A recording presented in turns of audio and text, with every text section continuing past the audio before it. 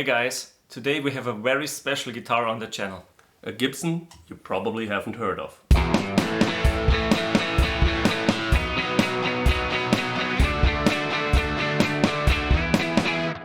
The guitar we are having today is the Gibson S-1. It was produced between 1974 and 1980. This particular one was made in 1978.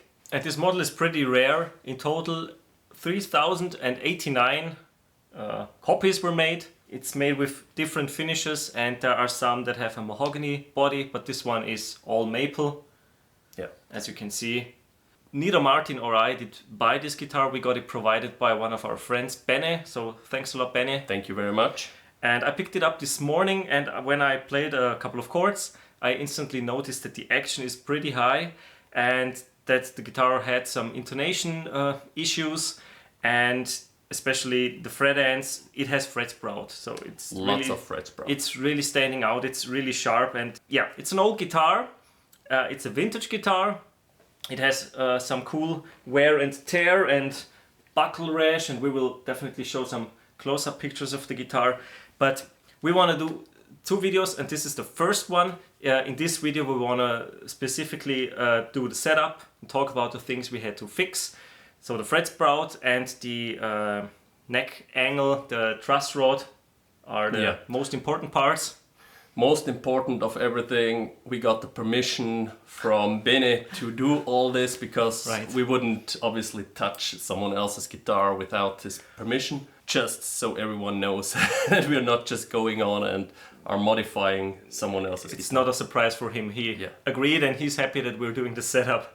So yeah, we will adjust the truss rod, we will take off the neck and get the fret ends nice and polish the frets themselves. We also noticed that the electronics, they work fine, but the tone pot is pretty scratchy, so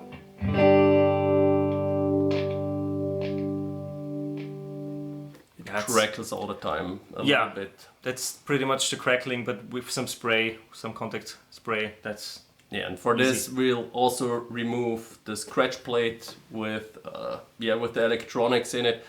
Just also to make sure to not get the contact spray on the finish and harm it. Old nitro.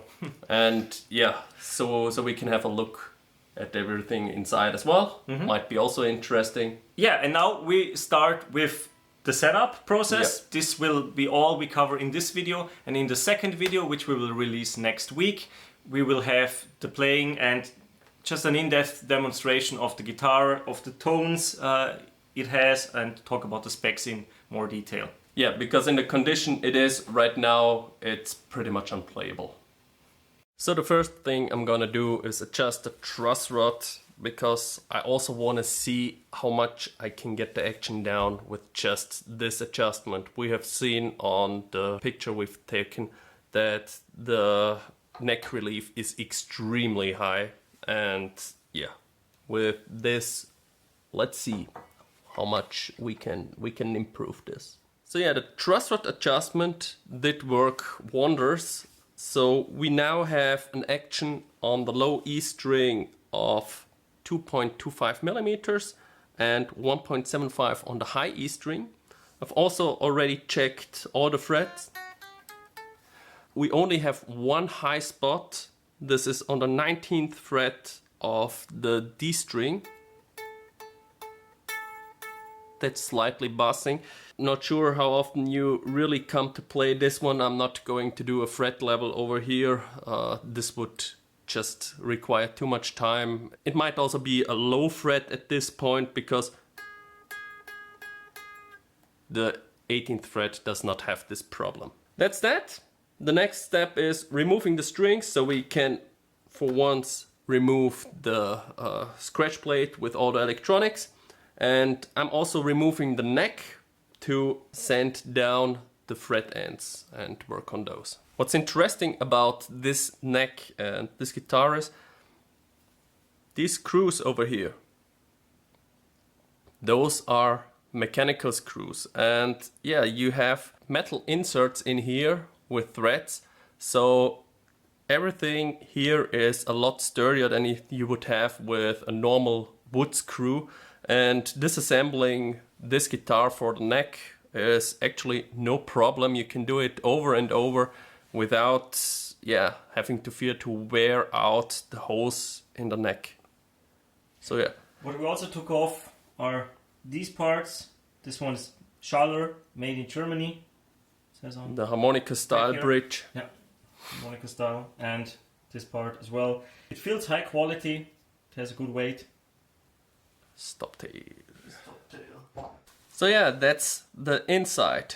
You have over here that toggle switch, and as you can see, there is a lot of shielding all around this. Also in the cavity from over here, they shielded everything inside. Not sure if this is original or if this has been done by a previous owner.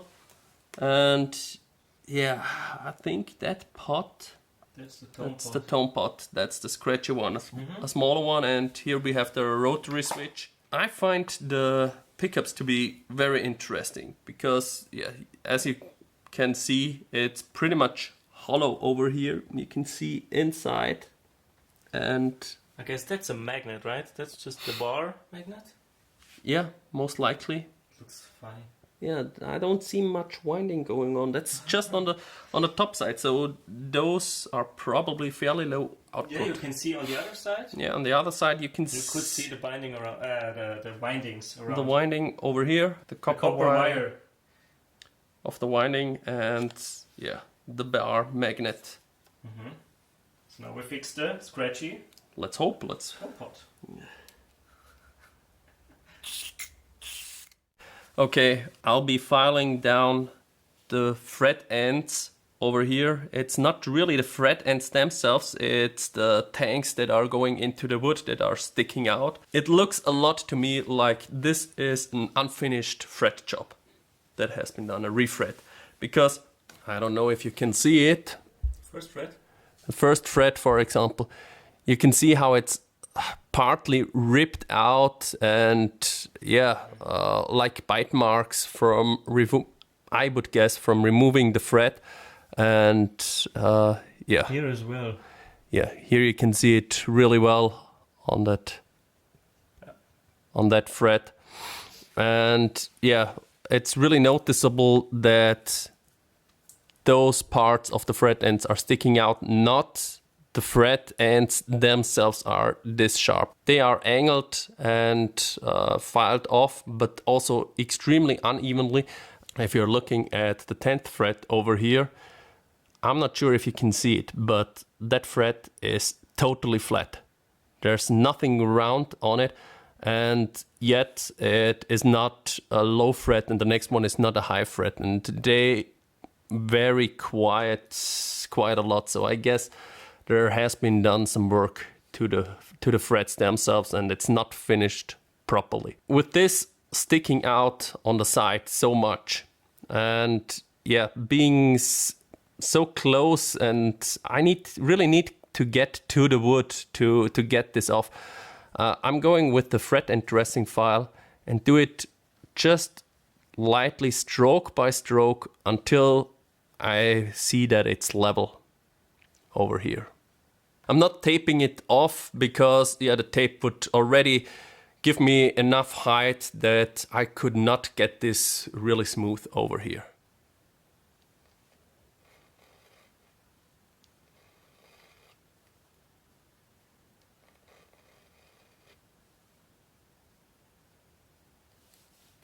After rounding the fret ends with the fret end file, I'm also going to polish it. For this, I've also taped the neck. Like this, I don't really have to worry about everything else. The fret end dressing file had a safe edge, so that one was not an issue when doing all of this. Now I can just go over the ends and polish them like this. And I will do this probably with 2 or 3 grits. This one is a 3200 grit, so really fine, and yeah, just to get the edges smooth. It's not perfect for this. The fret ends were already in a really bad shape, so it was damage control more than getting it perfect. Alright, the guitar is reassembled, it's been strung up with new strings, and now we go quickly through all the steps today in the setup process. Yeah, let's do a quick recap. So first we adjusted the truss rod. Yeah, it was working fine, and you said it was pretty loose. So yeah, so I would have had the feeling that it was not tightened at all. Yeah, so adjusting it helped a lot. Yeah. It helped pretty much with all of the action problem we had and removed that. Yeah, what we've noticed after stringing it up, Bene told us it had 9s on it, and yeah, we should use 9s, but yeah, it most definitely did not have 9s on it because the intonation was totally different after we restrung it with the 9s. Yeah. Then yeah, they feel completely different. They feel absolutely way softer than the previous strings. It's the regular Gibson scale length of 24 3/4, so 9s feel really soft with bending especially. Almost like rubber bands for me, used to playing 11s, so yep, that's a that's big difference. Big difference. And yeah, we also noticed that we did not have that neck pull anymore, so we even got less relief after we strung it up with the 9s. And the action on the on the low E string was below 2 millimeters. Yeah, it was 1.5, I think, so on the low E string, and on the high E string 1.25, I think. So we adjusted the bridge slightly, so Yes. that it's now sitting at around 2.25 for the low E string and 1.75, a little below 1.75 So for there's- the high E string. So there's just not a lot of string bass with open string Because bass, and We bass in did general. not do a level at the frets, and yeah, it seems that there were a few spots that might have benefited from a little bit of crowning and from sanding it a little down. Some There bad were frets. a little high frets, even though we did not really go through everything of it. Pick guard. We Pick took guard. that one off. And used some contact spray on the tone part. So it's not scratchy anymore. And we also noticed when we removed the pickguard that 2 screws are not. Yeah, they don't have any grip anymore. They don't have any grip, right? So, But that was already before we took it apart. it's That one we noticed even That one- before we started with film. Yeah, we noticed that one right away, and there's one here. I think it's this one as Yeah. well. At the same time, we also removed the neck, and I've started to file down all the fretsprout that we had on the side first. Then I've rounded off the fret ends as well, and then I've taped everything off and started to polish the fret ends, so it got a lot smoother. And yeah, It's night and day. I just said, Martin, when you want to rate it between 1 or 0 and 10, before it was a 1 or 2 because it was really sticking out very, very badly.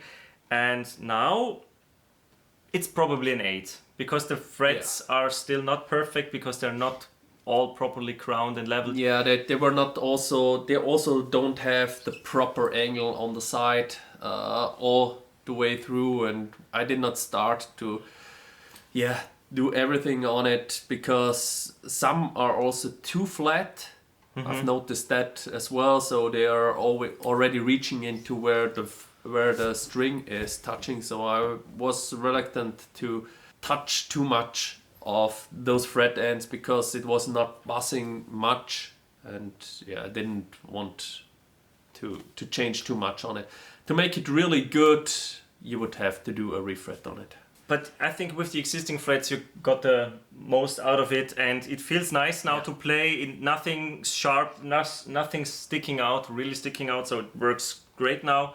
Yeah, I think that's the main points. We fixed the scratchy tone pot, the action or the setup in general. The intonation was also fixed by Martin. It's just 2 strings or 3 strings We were also off. cleaned up the nut. And we cleaned up the nut with files, and we put some nut sauce in, some lubricant. The tuning stability is great now. A lot better than before. The tuners are still pretty good. They're Gibson branded. And so now it plays really nicely. Yeah, and we can move on to the demo in the next video. All right. See you then. Bye-bye. Bye.